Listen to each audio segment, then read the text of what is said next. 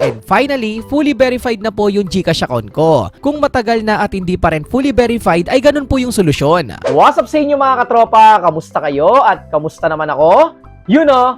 So ngayon for today's video ay magkakaroon na naman tayo ng isang simpleng tutorial na kung saan itaturo ko sa inyo ang solusyon kung lumipas na yung 7 days at hindi pa rin na fully verified yung GCash account mo. Lumipas na ang 7 days at mas matagal pa pero hindi pa rin fully verified yung GCash account mo, may solusyon na po tayo dyan. Pero bago tayo magsimula, pasok! Intro!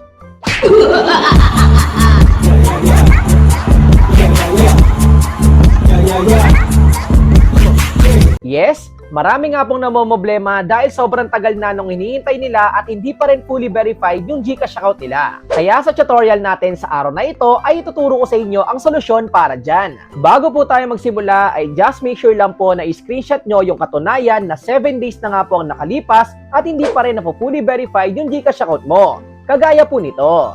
At kung na-screenshot mo na at naka-ready ka na, punta na tayo sa tutorial. Let's go! Before po tayo magsimula ay just make sure lang po na meron na po kayong screenshot ng katunayan na 7 days na nga po ang nakalipas at hindi pa rin po na fully verified yung GCash account nyo. At kung naka-ready na po yung screenshot ninyo ay buksan na po natin ang ating GCash account. At dito para makita po natin yung status ng ating verification ay pindutin lang po natin yung profile na nasa baba. At kung makikita nyo po dyan ay hindi pa nga po fully verified yung GCash account ko at lumipas na po yung 7 days. At ngayon, tignan po natin yung status. So dito may nakalagay pa rin po na we are verifying your account. You will receive an SMS within 7 days. Kaso ang problema ay lumipas na nga po yung 7 days at hindi pa rin po na fully verified yung GCash account ko. At syempre magagawan po natin ng paraan yan at mamaya fully verified na po natin yung GCash account natin. At ngayon kailangan po muna natin i-exit. Hanapin lang po natin dito yung pwede natin pagsubmitan ng ticket. Dito scroll down lang po natin at makikita po natin dyan yung help at pindutin lang po natin yan. At dito para maparating natin yung concern natin kay GCash ay pindutin lang po natin yung visit our help center. At nandito na po tayo sa help center. Actually, nandito po yung mga products and services na makikita po natin kay GCash. Dahil nga po may concern po tayo sa ating account, ang pipiliin po natin dito ay yung your account. So pindutin po natin yan.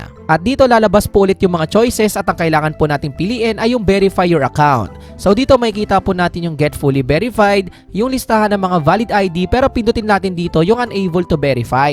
May mga scenario talaga at times na hindi po talaga nare-review na maayos yung mga sinasubmit natin kay GCash tulad ng valid ID. Kaya syempre pwede po natin i-follow up yan kay GCash. At dito kung makikita nyo may nakalagay nga po dyan na if it is already beyond 7 working days, click here to follow up on your application. So pindutin lang po natin yung naka-highlight na click here. Then after po nyan ay mapupunta na po tayo dito sa pag-submit ng ticket na kung saan may sasagutan po tayo para may padala po natin kay GCash yung concern natin sa verification. So ayan, nasagutan po natin yung email address natin na dapat active at nakaka-receive po ng notification mula kay GCash. And also, double check nyo rin po yung GCash registered full name kung okay nga ba at tama. Dapat po kasi na mag-match yung full name natin dito na nakaregister kay GCash pati na rin po yung sa valid ID natin. When it comes naman po sa country ay automatic na po yan at nasa unahan po yung Philippines. So hindi na po tayo mahihirapan. Paki-double check na lang rin po kung tama nga ba yung mobile number. And after po nyan ay punta na po tayo dito sa your account type. So dito may 4 pong pagpipilian, regular account, overseas account, GCash junior account at merchant account. Pero dahil regular account po yung gamit ko, ito po yung pipiliin ko. At ang next naman po ay ang ID submitted for verification.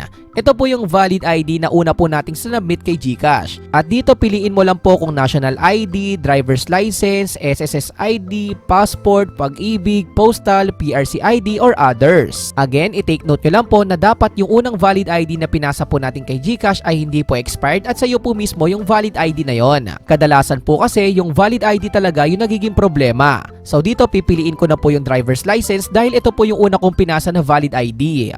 At ang next naman po ay ang date of last KYC attempt. Ito po yung date kung kailan nga ba kayo unang nag-fully verified. Kailangan malaman kasi ni GCash kung kailan ka unang nag-fully verified para ma-review niya ulit ito. And also, nabanggit ko nga sa inyo kanina na kailangan po natin mag-provide ng screenshot na kung saan katunayan na 7 days na nga nakalipas at hindi pa tayo fully verified. At dahil magpo-provide at magpapasa naman po tayo ng screenshot, ay pindutin lang po natin yung checkbox na kung saan may nakalagay na screenshot of transaction or error prompt. So okay naman po yan. And after po nyan ay kailangan na po nating maglagay ng explanation or details regarding po sa concern natin para syempre ma-assist po tayo ni GCash. Huwag po kayong mag-alala dahil kung ano po yung ilalagay ko dito ay pwede nyo naman pong gayahin dyan sa may pin comment section sa baba.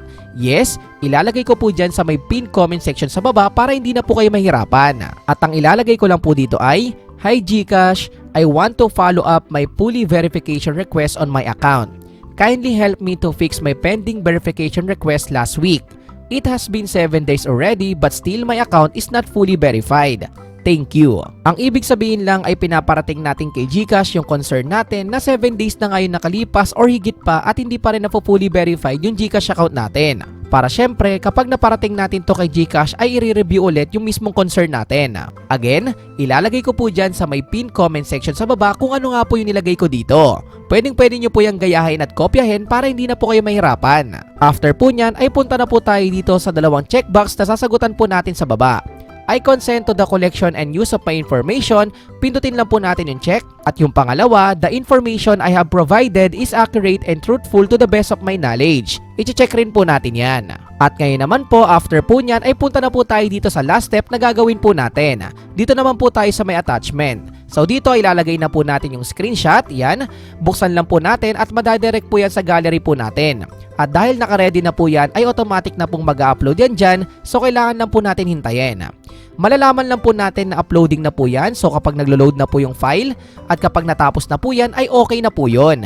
Again, ang ilalagay po natin dito na screenshot ay yung katunayan na may nakalagay na "We are verifying your account" na ang ibig sabihin ay 7 days na nga nakalipas at hindi pa rin tayo fully verified. At kapag okay na at na-add na natin yung file na screenshot ay pindutin lang po natin yung submit na nasa baba.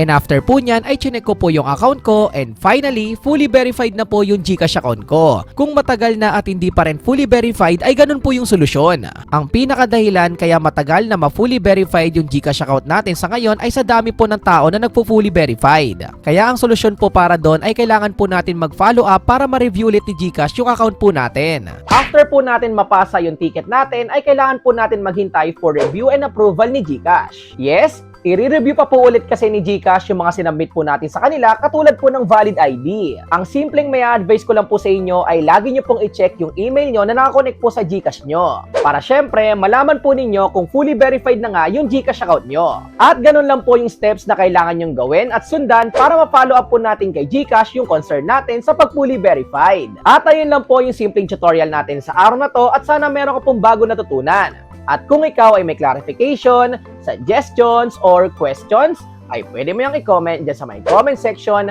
sa baba. And also, pwede mo ring i-like and follow yung Facebook account ko na makikita mo dito.